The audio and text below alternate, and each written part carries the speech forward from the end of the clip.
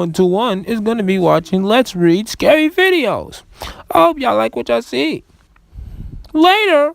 A Back to the few years original back, when I Malik still lived himself. with my parents, Bye. I used to stay in the room right next to my younger sisters.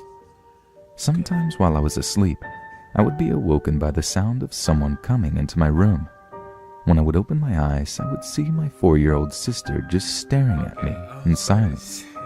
After realizing it's only her, I would calm myself down and lead her back to her bed.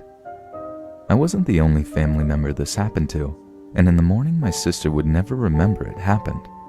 Most of the time we would find her by the stairs on her way to the bathroom. My parents worried about her falling down, so they put a child gate in front of the stairs. On one occasion I remember seeing her standing in front of the gate, and as I approached her, she slowly pointed down the stairs. Being slightly creeped out, I just gently led her back to her room.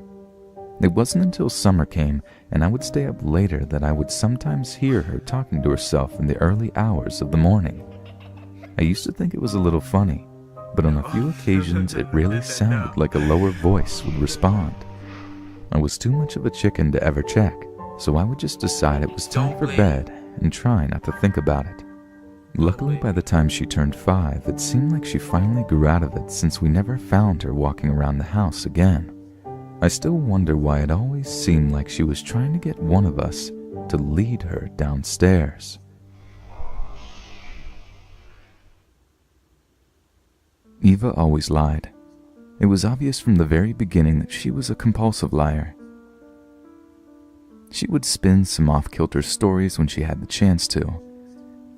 It wasn't out of any malicious intent, but rather she simply couldn't resist telling a lie. Her lies were surreal and often just too ridiculous for others to take seriously. It didn't help that she was very young, at an age where we dismiss claims as being products of imagination, only 4 years old. Because of these factors, we didn't believe a word that she said to anyone. We didn't believe her when she said that her baby sister turned into a cat at night and purred at her. We didn't believe her when she said that the science teacher was secretly an alien robot. And when she said that her best friend wanted her to come play with her underneath her bed, we once again brushed it off. We really should have taken it seriously. But by the time that we found her bed empty that one morning, it was already too late.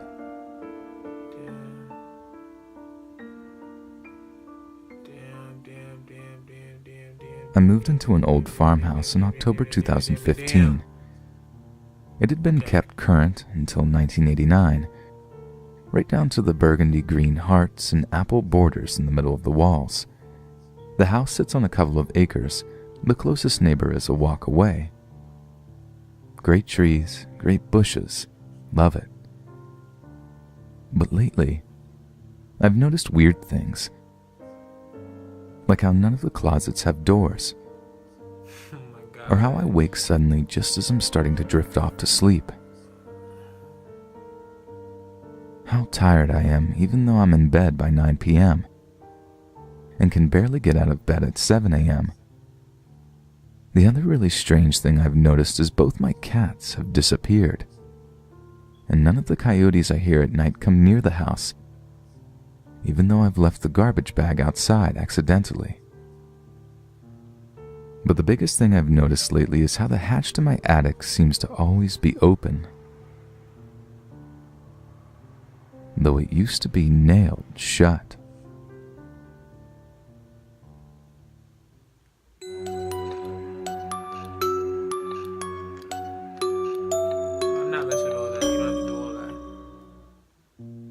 My son went missing 2 weeks ago. Okay. Like a good parent, I filed a police complaint. I participated in the search efforts, and I was heartbroken when they could not find any trace of him. I gave up. I asked the cops to give up too. It was hopeless, I said. They did not give up. 1 week ago, 2 of the officers turned up at my door, triumphant smiles on their faces, and standing in front of them was my son. They said they found him wandering in the woods beyond the edge of town.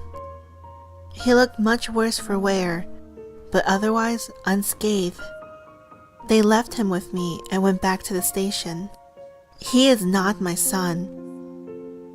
He looked like my son, spoke like my son, and even behaved like my son. He settled in with me, but please believe me, he is not my son.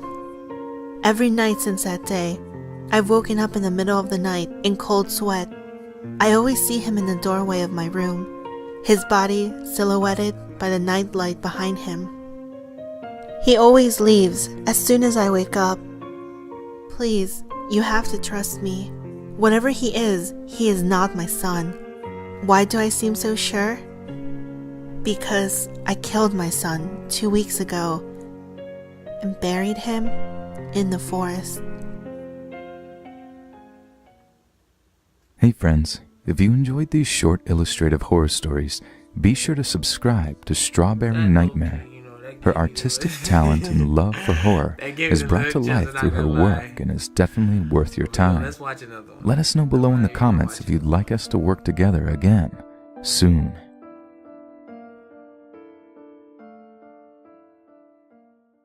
In my early days after graduating college, I didn't have a lot of money, so I had to rent an apartment with someone else who I'd never met before. He'd become my roommate, and his name was Randall. At first, he seemed easy enough to get along with. He didn't talk too much, but he had a heavy Spanish accent. The room I'd be getting was already furnished, and that was one of the appealing factors to this apartment. It had a twin-sized bed tucked in the corner, a nice-sized dresser, a closet, and a TV stand in another corner of the room. There were a bunch of stuffed animals sitting on the dresser though, which I found a bit odd. Most notably a big teddy bear facing the bed. When I asked Randall about the stuffed animals, he gave a really loud laugh and said his room had the same thing. He recommended I leave them be as to show respect to the landlord. I didn't really talk to Randall much that first day other than that. I spent most of my time unpacking my clothes and supplies and setting up my TV. When I was laying in the bed watching TV that night, I thought I heard something. It was a very brief noise, but it was definitely audible, and it sounded like some kind of small electronic component. I chalked it up to being a house noise and continued my show. The next day, Randall wasn't home all day. I didn't know if or where he worked, but I just assumed he was at work. That night, when I was in my room watching TV, I heard the front door open, and Randall walked through the hall to his room before shutting the door. A little later, I was getting changed into my pajamas when I heard the same sound from the night before. This time without the TV noise in the background, so I heard it much clearer. It was definitely some kind of electronic device, but I didn't know what or where. It still didn't seem like a big deal, so I got into my bed and started reading my current book at the time, then went to sleep. The next day, I saw Randall when I came home after work, and he asked me what book I was reading. At first I didn't get the question, but then he said he was talking about the book that I was reading in my room. I looked at him in silence and confusion. I asked him how he knew I was reading a book, and he said in his heavy Spanish accent that he had to go into my room just to take something out that he left in there, and that's when he noticed the book. I asked him nicely not to go into my room anymore. Unfortunately, there wasn't a lock on the door, so I couldn't stop him when I wasn't home. That night, when I grabbed my book from under my bed, I stopped and wondered, how would he see my book if I had it under my bed? Thinking about this now creeped me out, and I was in no mood to read anymore. I looked around the room as I thought to myself, then I noticed that big teddy bear on the dresser again. How it was angled so perfectly to face me in the bed. Then I had a thought, a scary thought. I stood up and walked over to the bear, grabbed it, and looked closely into its eyes. I felt my heart skip a beat when I realized there was a camera in one of the eye holes. I threw the thing into the corner of the room and went to Randall's door and tried opening it.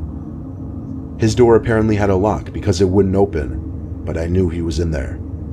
I pounded on the door screaming his name, but he wouldn't answer. I saw the light sneaking in through the bottom of the door go dark, as I assume he turned off the light. I went back to my room and called the landlord. I explained everything and told him I'm leaving right now, and I had a valid reason to void the contract. I packed the little amount of things I brought into my car and left that same night, never looking back. The landlord surprisingly never even came to me to collect the money for those few days I was there. Ever since that night, I have a phobia of stuffed bears. Like, I always have to turn them away so that they're not facing me.